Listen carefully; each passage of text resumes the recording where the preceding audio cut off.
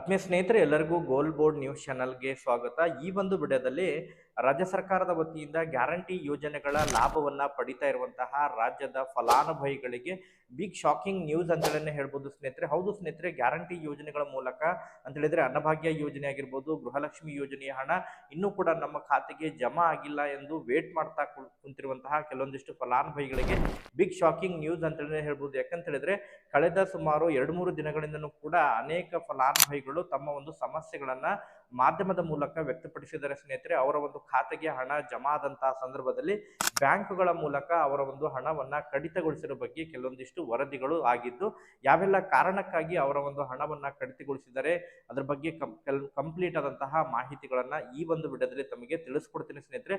Video ಕೂಡ ತಮಗೆ ಸಹಾಯ ಆಗಲಿದೆ. ಸೊ ಆ ಕಾರಣಕ್ಕಾಗಿ ಪ್ರತಿಯೊಬ್ಬರು ಕೂಡ ತಾವು ವಿಡಿಯೋಗೆ ಒಂದು ಲೈಕ್ ಕೊಟ್ಟು ಇನ್ನೂ ಕೂಡ ಚಾನೆಲ್ ಅನ್ನ ಸಬ್ಸ್ಕ್ರೈಬ್ ಆಗಿಲ್ಲ ಅಂತ ಹೇಳಿದ್ರೆ ದಯವಿಟ್ಟು ಚಾನೆಲ್ ಅನ್ನ ಸಬ್ಸ್ಕ್ರೈಬ್ ಆಗಿ ಅದರ ಜೊತೆಗೆ ನೋಟಿಫಿಕೇಶನ್ ಆನ್ ಮಾಡ್ಕೊಳ್ಳಿ. ಇದರಿಂದ ನಿಮಗೆ ನಾವು ಹಾಕ್ತಾ ಇರುವಂತಹ ಪ್ರತಿಯೊಂದು ವಿಡಿಯೋಗಳ ಅಪ್ಡೇಟ್ಗಳು ತಮಗೆ ದೊರಕ್ತಾ ಇರ್ತವೆ. ಹಾಗಾದ್ರೆ ಬನ್ನಿ ಸ್ನೇಹಿತರೆ, ಇವತ್ತಿನ ಈ ಒಂದು ವಿಡಿಯೋನ ಪ್ರಾರಂಭಿಸೋಣ. ಹೌದು ಸ್ನೇಹಿತರೆ, ತಮಗೆಲ್ಲ ಗೊತ್ತಿರುವ ಹಾಗೆ ರಾಜ್ಯ ಸರ್ಕಾರದ ವತಿಯಿಂದ ಈ ಗ್ಯಾರಂಟಿ ಯೋಜನೆಗಳ ಫಲಾನುಭವಿಗಳಿಗೆ ಹಣವನ್ನ ಏನೋ ಜಮಾ ಮಾಡ್ತಾ ಬರ್ತಾ ಇದೆ. ಪ್ರತಿ ತಿಂಗಳು ಜಮಾ ಮಾಡಿಲ್ಲ ಅಂತ ಹೇಳಿದ್ರು ಅಟ್ಲೀಸ್ಟ್ 2 ತಿಂಗಳಿಗೊಮ್ಮೆ ರಾಜ್ಯದ ಫಲಾನುಭವಿಗಳಿಗೆ ಹಣವನ್ನ ಜಮಾ ಮಾಡ್ತಾ ಬರ್ತಾ ಇದ್ದಾರೆ. ಗೃಹಲಕ್ಷ್ಮಿ ಯೋಜನೆ ಮೂಲಕ ಕಳೆದ ತಿಂಗಳು ಏನು ಡಿಸೆಂಬರ್ 15ನೇ ತಾರೀಕಿಗೆ ಗೃಹಲಕ್ಷ್ಮಿ ಯೋಜನೆಯ ಹಣವನ್ನ ಜಮಾ ಮಾಡಿದರೆ ಇಲ್ಲಿಯವರೆಗೆ ಸೆಪ್ಟೆಂಬರ್ ತಿಂಗಳ ಡಿಬಿಟಿ ಹಣವನ್ನ ಜಮಾ ಮಾಡಿದರೆ.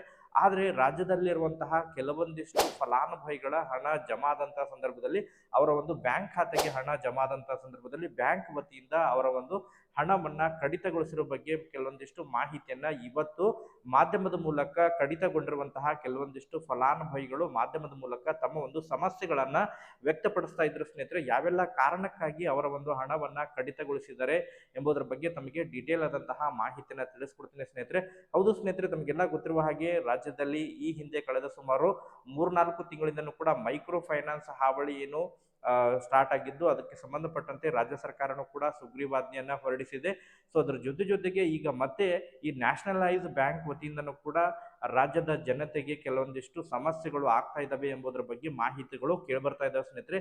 ಯಾವೆಲ್ಲ ಫಲಾನುಭವಿಗಳು ಅವರ ಒಂದು ಸಣ್ಣ ಪುಟ್ಟ ಏನು ಸಾಲವನ್ನ ಮಾಡಿರ್ತಾರೆ, ಆ ಒಂದು ಸಾಲದ ಮೊತ್ತಕ್ಕೆ ಅವರ ಒಂದು ಯೋಜನೆ ಮೂಲಕ ಬಂದಂತಹ ಹಣವನ್ನ ಆ ಸಾಲದ ಮೊತ್ತಕ್ಕೆ ಅದನ್ನ ಸೇರಿಸ್ತಾ ಇದ್ದಾರೆ ಎಂಬುದರ ಬಗ್ಗೆ ಆರೋಪಗಳು ಕೂಡ ಕೇಳಿಬರ್ತಾ ಇದ್ದಾವೆ ಸ್ನೇಹಿತರೆ. ಇದಕ್ಕೆ ಸಂಬಂಧಪಟ್ಟಂತೆ ಧಾರವಾಡ ಜಿಲ್ಲೆಯ ಕುಂದಗೋಳ ತಾಲೂಕಿನ ಅನೇಕ ಗ್ರಾಮಗಳಲ್ಲಿ ಈ ರೀತಿಯಾದಂತಹ ನ್ಯಾಷನಲೈಸ್ ಬ್ಯಾಂಕ್‌ಗಳ ಮೂಲಕ ಅವರ ಒಂದು ಹಣವನ್ನ ಈ ಅನುದಾನ ಬಂದಂತಹ ಸಂದರ್ಭದಲ್ಲಿ ಗ್ಯಾರಂಟಿ ಯೋಜನೆಗಳ ಹಣ ಡಿಬಿಟಿ ಹಣ ಬಂದಂತಹ ಸಂದರ್ಭದಲ್ಲಿ ಅದರ ಜೊತೆಗೆ ವಿಶೇಷವಾಗಿ ರೈತರಿಗಾಗಿ ಬಿಟ್ಟಿರುವಂತಹ ಪರಿಹಾರ ಹಣ ಆಗಿರ್ಬೋದು, ಬೆಳೆ ವಿಮೆ ಹಣವನ್ನ ಸಾಲದ ಮೊತ್ತಕ್ಕೆ ಸೇರಿಸಿರೋ ಬಗ್ಗೆ ಕೆಲವೊಂದಿಷ್ಟು ವರದಿಗಳು ಆಗ್ತಾ ಇದ್ದಾವೆ ಸ್ನೇಹಿತರೆ. ಯಾಕಂತ ಹೇಳಿದ್ರೆ ಕೆಲವೊಂದಿಷ್ಟು ಸರ್ಕಾರನೂ ಕೂಡ ಈಗಾಗಲೇ ಕಟ್ಟುನಿಟ್ಟಿನ ಆದೇಶವನ್ನು ಕೂಡ ಹೊರಡಿಸಿದೆ. ಈ ಹಿಂದೆನೂ ಕೂಡ ಯಾವುದೇ ಕಾರಣಕ್ಕಾಗಿ ಕೂಡ ಈ ಸರ್ಕಾರದ ಬಂದಂತಹ ಹಣವನ್ನ ಬ್ಯಾಂಕ್ನವರು ಅವರ ಒಂದು ಸಾಲದ ಮೊತ್ತಕ್ಕೆ ಅದನ್ನ ಸೇರಿಸ್ಕೋಬಾರದು ಎಂಬುದರ ಬಗ್ಗೆ ನಿಯಮ ಇದೆ.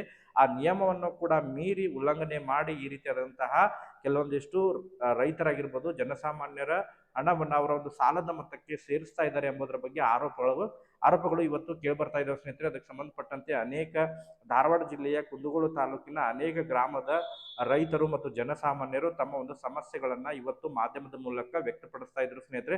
ಸೊ ಆ ಕಾರಣಕ್ಕಾಗಿ ತಾವು ಕೂಡ ತಮ್ಮ ಒಂದು ಬ್ಯಾಂಕ್ ಖಾತೆಗೆ ಸಂಬಂಧಪಟ್ಟಂತೆ ಇನ್ನು ಪೆಂಡಿಂಗ್ ಹಣ ಜಮಾ ಆಗಿದ್ರೆ, ಯಾಕಂತ ಹೇಳಿದ್ರೆ ಕೆಲವೊಬ್ರು ಏನ್ ಮಾಡ್ತಾರೆ, ಬ್ಯಾಂಕಿಗೆ ಹಣ ಬಂದಿದ್ರು ಕೂಡ ಅದನ್ನ ಚೆಕ್ ಮಾಡಂಗಿಲ್ಲ. ಸೊ ಆ ಕಾರಣಕ್ಕಾಗಿ ಪ್ರತಿಯೊಬ್ಬರು ಕೂಡ ತಮ್ಮ ಒಂದು ಪಾಸ್ಬುಕ್ ಗಳನ್ನ ತೆಗೆದುಕೊಂಡು ಹೋಗಿ ಬಂದಂತಹ ಹಣ ತಮ್ಮ ಖಾತೆಯಲ್ಲಿ ಇದೆಯಾ ಅಥವಾ ತಾವು ಸಾಲವನ್ನು ಮಾಡಿದ್ರೆ ಅದೇ ಬ್ಯಾಂಕಿನಲ್ಲಿ ಸಾಲವನ್ನು ಮಾಡಿದ್ರೆ ಅದನ್ನ ಕಡಿತವನ್ನ ಮಾಡ್ತಾ ಇದ್ರೆ ಸೊ ಅದ್ರ ಬಗ್ಗೆ ತಾವು ಸಂಬಂಧಪಟ್ಟವರಿಗೆ ಮನವರಿಕೆಯನ್ನ ಕೂಡ ಮಾಡಬೇಕು. ತಮ್ಮ ಸ್ಥಳೀಯ ಅಧಿಕಾರಿಗಳಿಗೂ ಕೂಡ ಅದನ್ನ ಮಾಹಿತಿಯನ್ನ ಹೇಳಿದ್ರೆ ಆದಷ್ಟು ಶೀಘ್ರದಲ್ಲಿ ಅದನ್ನ ಬಗೆಹರಿಸ್ತೇವೆ ಎಂಬುದರ ಬಗ್ಗೆ ಮಾಹಿತಿಯನ್ನ ಹೇಳ್ತಾ ಇದ್ದಾರೆ ಸ್ನೇಹಿತರೆ.